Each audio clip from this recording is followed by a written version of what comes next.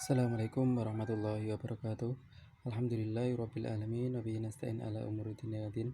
Wassalatu wassalamu ala asyrofil anbiya'i wal mursalin sayyidina wa maulana Muhammadin wa ala alihi wa sahbihi ajmain, amma ba'du. Yang terhormat Bapak Dr. Haji Ikhram, Magister Agama, selaku pengampu mata kuliah teori-teori belajar.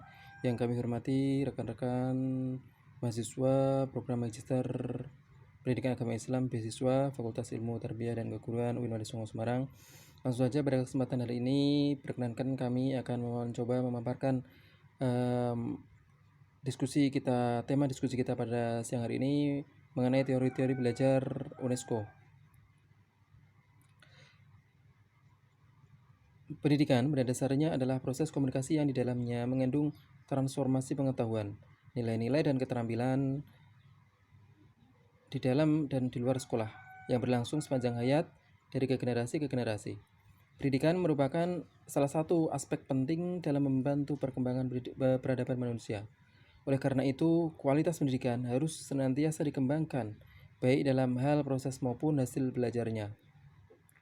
Pendidikan merupakan kegiatan belajar yang harus dapat membekali peserta didiknya dengan kecakapan hidup yang sesuai dengan lingkungan, kehidupan, dan kebutuhan peserta didik.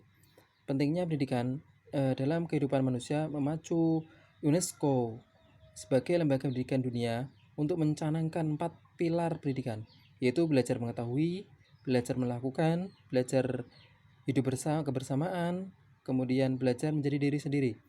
Keempat pilar pendidikan tersebut kemudian dijadikan patokan pelaksanaan pendidikan di seluruh dunia, termasuk Indonesia. Pilar pendidikan UNESCO merupakan tiang atau penunjang suatu usaha,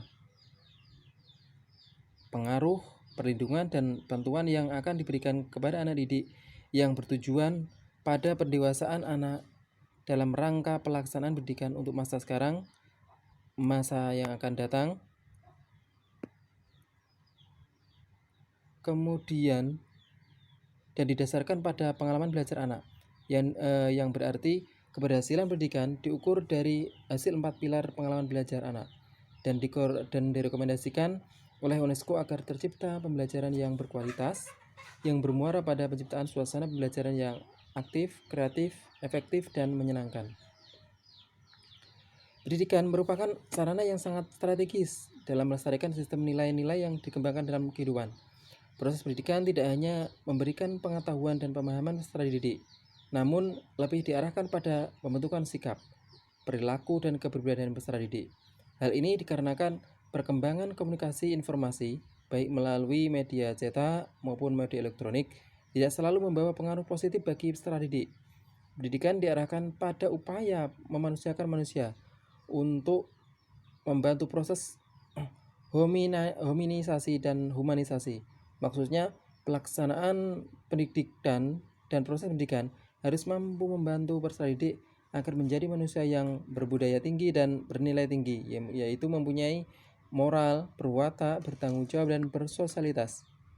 Untuk mewujudkan pencapaian tersebut, maka pengimplementasian pendidikan harus didasarkan pada 4 pilar pendidikan UNESCO yang memiliki prinsip learning to know, learning to do, learning to be, dan learning to live together. Yang pertama adalah learning to know atau belajar untuk tahu. Learning to know merupakan suatu proses pembelajaran yang memungkinkan peserta didik menghayati dan akhirnya dapat merasakan serta dapat menerapkan cara memperoleh pengetahuan. Suatu proses yang memungkinkan tertanamnya sikap ilmiah, yaitu sikap ingin tahu, dan selanjutnya menimbulkan rasa mampu untuk selalu mencari jawaban atas masalah yang dihadapi secara ilmiah. Learning to know mempunyai kemampuan untuk dapat memahami makna di balik materi ajar yang telah diterimanya. Kemudian menjadi seseorang yang independen, gemar membaca, mau selalu belajar, mempunyai pertimbangan rasional, tidak semata-mata emosional, dan selalu kurios untuk tahu segala sesuatu. Konsep learning to know ini mengisyaratkan makna bahwa pendidikan harus mampu berperan sebagai berikut. Yang pertama adalah guru berperan sebagai sumber belajar. Yang kedua, guru berperan sebagai fasilitator. Yang ketiga adalah guru sebagai pengelola. Dan yang keempat adalah guru sebagai demonstrator, guru sebagai pembimbing, sebagai mediator, dan guru sebagai evaluator.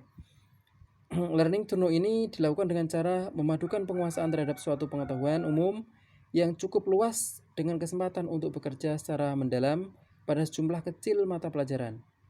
Dan learning to know ini mengandung prinsip yang pertama diarahkan untuk mampu mengembangkan ilmu dan terobosan teknologi dan merespons sumber informasi baru, kemudian memanfaatkan berbagai sumber pembelajaran, network society, learning to learn, dan lifelong education.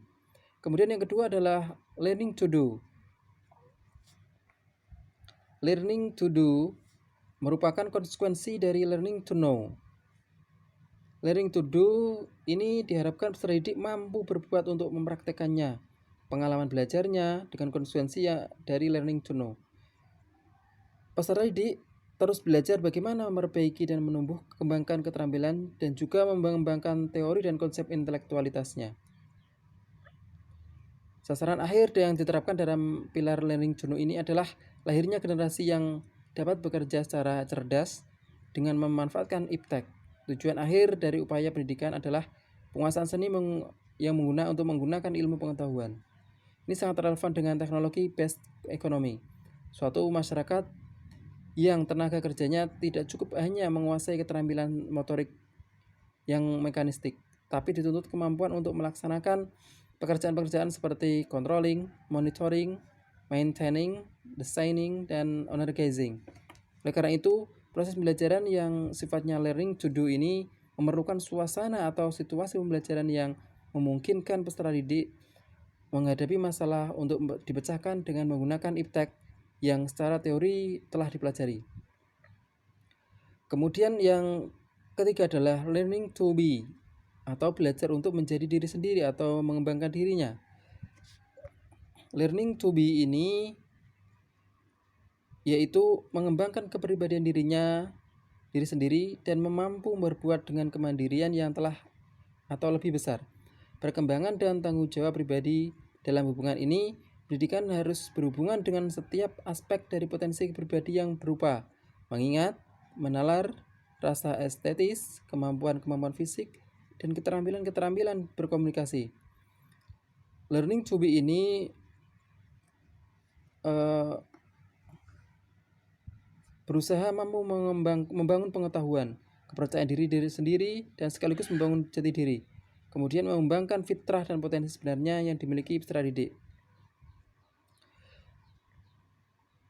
Pilar ketiga yang dicanangkan UNESCO ini yaitu pengembangan diri secara maksimal atau erat hubungannya dengan bakat dan minat.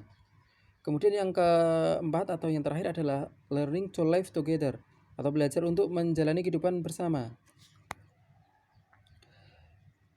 Learning to live together merupakan kelanjutan yang tidak dapat dielakkan dari learning to know, learning to do, learning to be. Learning to live together ini menuntun seseorang untuk hidup bermasyarakat dan menjadi seorang pendidik yang bermanfaat bagi diri dan masyarakatnya, mampu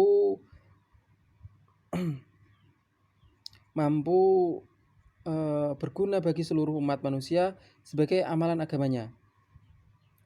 Learning to live together ini berusaha memahami kemajemukan dan melahirkan sikap-sikap positif dan toleran terhadap keanekaragaman dan perbedaan hidup. Jadi, dengan kemampuan yang dimiliki sebagai hasil dari proses pendidikan, dapat dijadikan sebagai bekal untuk mampu berperan dalam lingkungan di mana individu-individu tersebut berada, sekaligus mampu menempatkan dirinya sesuai dengan perannya. Belajar hidup bersama, mengembangkan pengertian atas diri orang lain dengan cara mengenali diri sendiri serta menghargai saling ketergantungan, melaksanakan proyek bersama, dan belajar mengatasi konflik dalam semangat menghargai nilai-nilai kemajemukan, saling mengerti dan berdamai. Demikian dari keempat visi pendidikan yang dicanangkan UNESCO tersebut akan diperoleh kata kunci berupa learning how to learn, belajar bagaimana belajar, sehingga pendidikan tidak hanya berorientasi pada nilai akademik, yang bersifat pemenuhan aspek kognitif saja, melainkan juga berorientasi pada bagaimana seorang anak didik bisa belajar dari lingkungan, dari pengalaman dan kehebatan diri orang lain, dari kenyataan dan luasnya hamparan alam, sehingga mereka bisa mengembangkan bersikap-sikap kreatif dan daya pikir imajinatif. Demikian pemaparan makalah kami mengenai teori belajar UNESCO. Kurang lebihnya mohon maaf. Wallahu muwaffiq ila aqwamit thoriq. Wassalamualaikum warahmatullahi wabarakatuh.